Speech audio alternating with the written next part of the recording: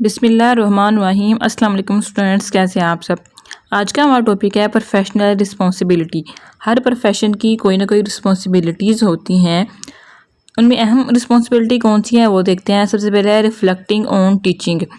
जो टीचर है वो अपना टीचिंग मेथड को रिफ्लेक्ट कर सकता है। रिफ्लेक्ट करना होता है अक्स, ठीक है। तो जो टीचर है वो पढ़ाने के बाद, लेक्चर लेने के बाद देख सकता है कि मैंने कौन सी गलतियाँ की हैं और नेक्स्ट टाइम मैं इनको कैसे इम्प्रूव कर सकता हूँ। आगे है मेंटेनिंग एक्यूरेट रिकॉर्ड्स। हर चीज़ का जो है वो एक्यूरेट रिकॉर्ड रखना होता है टीचर ने, या किसी भी शोबे में आप काम कर रहे हैं।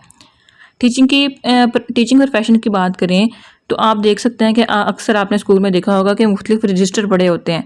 तो हर रजिस्टर में चीज़ें जो है वो रिकॉर्ड के तौर पर रखी जा सकती हैं। जैसे कि टीचर का जो अटेंडेंस रिकॉर्ड है वो पड़ा होता है, फाइनेंस का रिकॉर्ड पड़ा होता है, ठीक है। इसी तरह बहुत सारे दूसरे रिकॉर्ड जो पड़े होते हैं। नेक्स्ट है हमारे पास कम्युनिकेटिंग विद फैमिलीज़ के साथ जो कम्युनिकेट करना है उसके लिए अच्छी लैंग्वेज इस्तेमाल करनी है। वालिदैन को बताना है कि बच्चों की पढ़ाई और रवैये के बारे में उनको आगाह रखना है, ठीक है, कि बच्चे कैसे परफॉर्म कर रहे हैं। इसके लिए हम पेरेंट्स टीचिंग मीटिंग रखते होते हैं, ठीक है।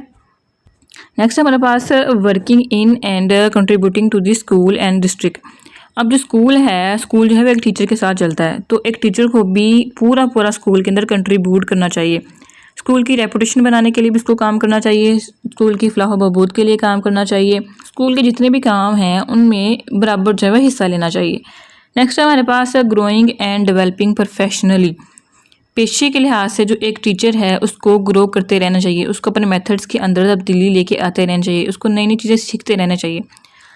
और अपनी टीचिंग को बेहतर बनाने के लिए ऑनलाइन कोर्सेज कर ले या किसी वर्कशॉप या सेमिनार को ज्वाइन कर ले। Showing professionalism.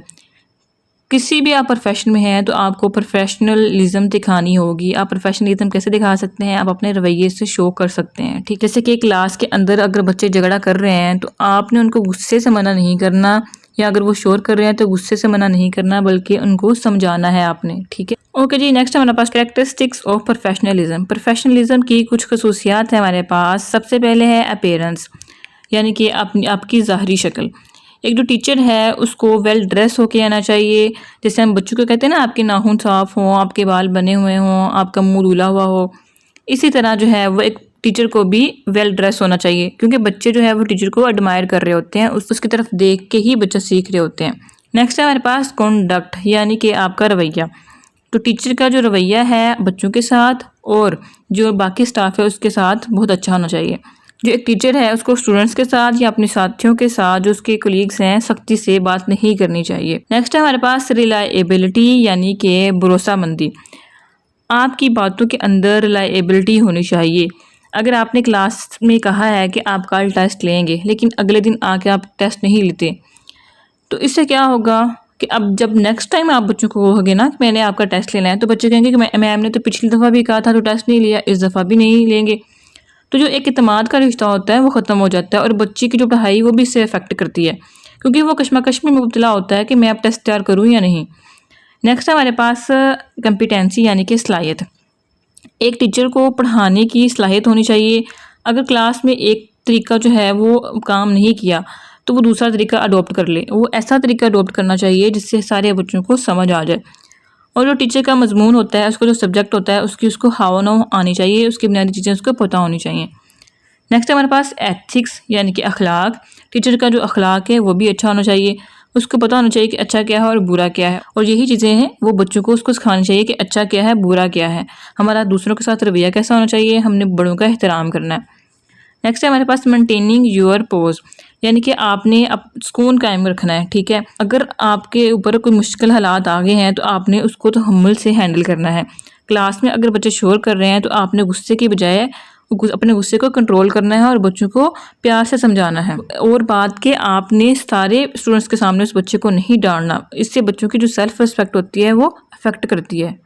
नेक्स्ट है हमारे पास फ़ोन एटिकेट्स, यानी कि आपने बिला वजह क्लास के अंदर फ़ोन इस्तेमाल नहीं करना। बाज़ स्कूल्स में तो ये होता है कि टीचर्स को फ़ोन की परमिशन नहीं होती, वो क्लास के अंदर अपना फ़ोन लेके नहीं जा सकती। वो इसीलिए ऐसे करते हैं क्योंकि इन्हें पता है कि हर किसी को अपना मोबाइल बार बार चेक करने की आदत होती है, तो इससे क्या होती है, क्लास डिस्टर्ब हो जाती है, ठीक है।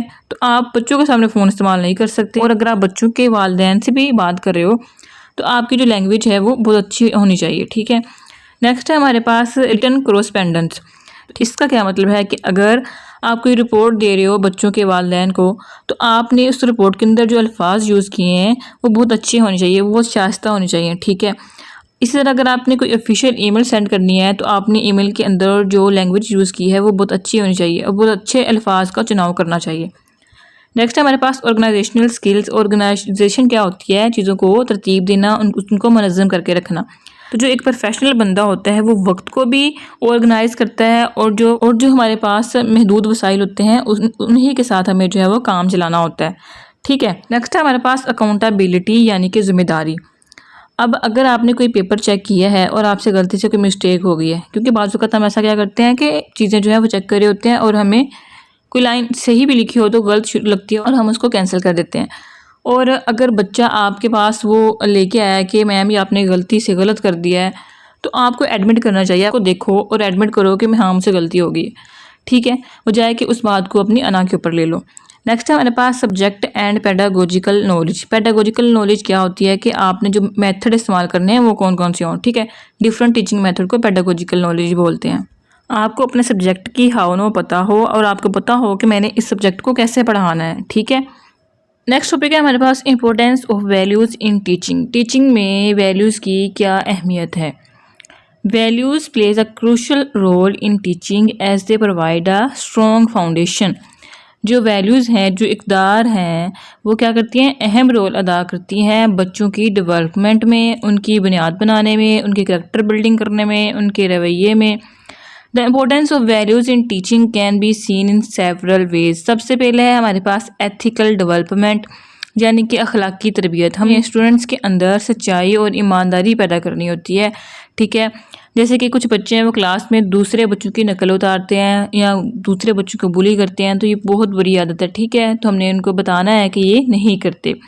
नेक्स्ट है हमारे पास करैक्टर बिल्डिंग। बच्चों की हमने करैक्टर बिल्डिंग करनी है, उनकी किरदार साजी करनी है, उनको एक अच्छा इंसान बनने में उनकी तरबियत करनी है, उनकी मदद करनी है, ठीक है। हम उनको बताना है कि हमने दूसरों का एहतराम करना है, रिस्पेक्ट अदर। नेक्स्ट है हमारे पास सोशल एंड इमोशनल लर्निंग। हमने उनको जो समाजी और जज्बाती चीज़ें हैं वो सिखानी है, ठीक है। दूसरों के साथ मेल जोल कैसे रखना है, अपने जज्बात को कंट्रोल कैसे करना है, ये सारा कुछ बताना है। उनको बताना है कि जो ग्रुप वर्क होता है, जो टीम वर्क होता है, ये बहुत अहम होता है। उनको ग्रुप वर्क करना सिखाना है, ठीक है। आगे हमारे पास पॉजिटिव क्लासरूम क्लाइमेट। जो क्लासरूम का क्लाइमेट है उसको पॉजिटिव रखना है, उसको टीचर और स्टूडेंट फ्रेंडली रखना है। ऐसा माहौल बनाना है कि बच्चे उसमें अपनी जो राय है उसका इजहार कर सकें, ठीक है। नेक्स्ट हमारे पास decision making and critical thinking यानी कि फ़ैसला साजी करना और जो तनकीदी सोच है वो रखना। तलबा को बताना है कि सही और गलत में क्या फ़र्क है, ठीक है। उनको बताना है कि अगर कोई आपसे आके कोई बात कहता है तो आपने आंखें बंद करके यकीन नहीं करना, पहले देखना है कि उसकी बात में वज़न कितना है, फिर क्रिटिकल थिंकिंग करनी है, ठीक है। जैसे कि हम इस तरह से भी ले सकते हैं कि हमने अगर हमारे पास कोई मसला है तो हमने उस मसले को हल करने के लिए मुख्तलिफ हमारे पास तरीके मौजूद होते हैं, तो कौन सा तरीका बेस्ट है हमने वो यूज़ करना है। नेक्स्ट हमारे पास सिटीज़नशिप एजुकेशन यानी कि हमने स्टूडेंट्स को ज़िम्मेदार शहरी बनने की तरबियत देनी है, ट्रेनिंग देनी है। उन्हें बताना है कि ट्रैफिक के कौन कौन से कवानीन हैं और इन पर हमने अमल करना होता है। नेक्स्ट है हमारे पास moral reasoning and ethical dilemmas. इस पर हमने क्या करना होता है? हमने जो अखलाकी फ़ैसले होते हैं वो करने हैं। अगर आपको कोई फ्रेंड कहता है कि हम जो है उसकी बुक चोरी कर लेते हैं, उसकी पेंसिल चोरी कर लेते हैं, तो आपने उसका साथ नहीं देना, ठीक है। इसी तरह अगर वो आपसे कहे कि ये लो मेरी नकल कर लो, मुझसे देख के क्वेश्चन कर लो, तो आपने ऐसा नहीं करना, ठीक है, क्योंकि आपको बताना चाहिए कि आपके लिए क्या चीज़ सही है और क्या गलत। नेक्स्ट हमारे पास lifelong learning and well rounded development. जो तालीम होती है, जो इल्म होती है, वो हम अपनी ज़िंदगी के किसी भी हिस्से में सीख सकते हैं, ठीक है। इसकी कोई उम्र नहीं होती, तो हमें चाहिए कि हमें सीखने की आदत अपने अंदर डालनी चाहिए और ये आदत स्टूडेंट के अंदर भी मुंतकिल करनी चाहिए। स्टूडेंट्स को सिर्फ किताबों से रट्टा नहीं लगाना चाहिए, ठीक है। उनको बताना चाहिए कि हमने इस बात की रिसर्च करनी है। उनको किताबों से मोहब्बत करने की, किताबें पढ़ने की आदत डलवानी चाहिए। नेक्स्ट हमारा टॉपिक है 3 tips for educating values while teaching. पढ़ाते हुए या टीचिंग करते हुए हम जो है हमारे पास 3 टिप्स है कि हम स्टूडेंट्स के अंदर किस तरह से वैल्यूज़ को मुंतकिल कर सकते हैं। ये ऑब्वियस है कि जो टीचर होता है वो बहुत अहम किरदार अदा करता है बच्चों के अंदर जो हमारे माशरे की वैल्यूज़ होती हैं वो इम्पॉर्ट करने में, वो मुंतकिल करने में।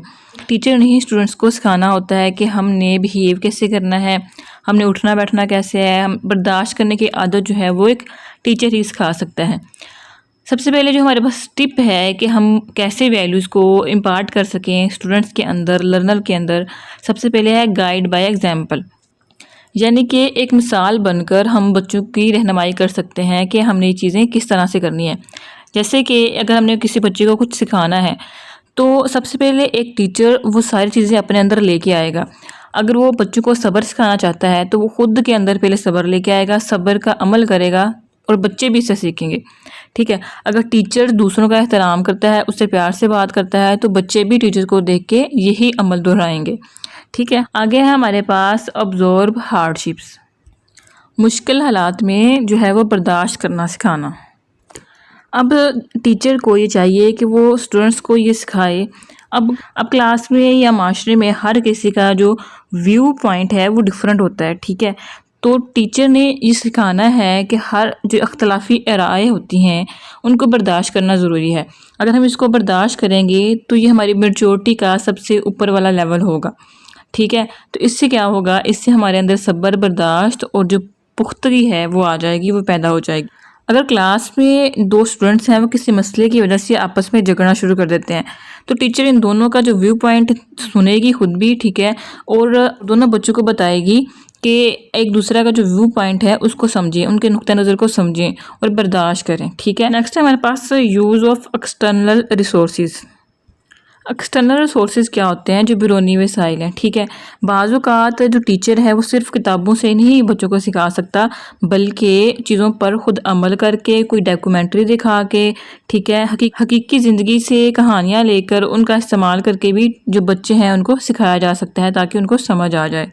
जैसे कि हमने अमन के बारे में बच्चों को सिखाना है, ठीक है, पीस के बारे में, तो टीचर क्या करेगा, एक डॉक्यूमेंट्री दिखाकर स्टूडेंट्स को उससे समझा सकता है। ठीक है, कि जंग से सिर्फ तबाही हो सकती है, नफ़रत फैलती है, जबकि अमन से तरक्की और खुशहाली आती है। ठीक है, तो ये था हमारा आज का लेक्चर। इसी के साथ इजाज़त दीजिए। अल्लाह हाफिज़ और वीडियो को लाइक लाजमी किया करें।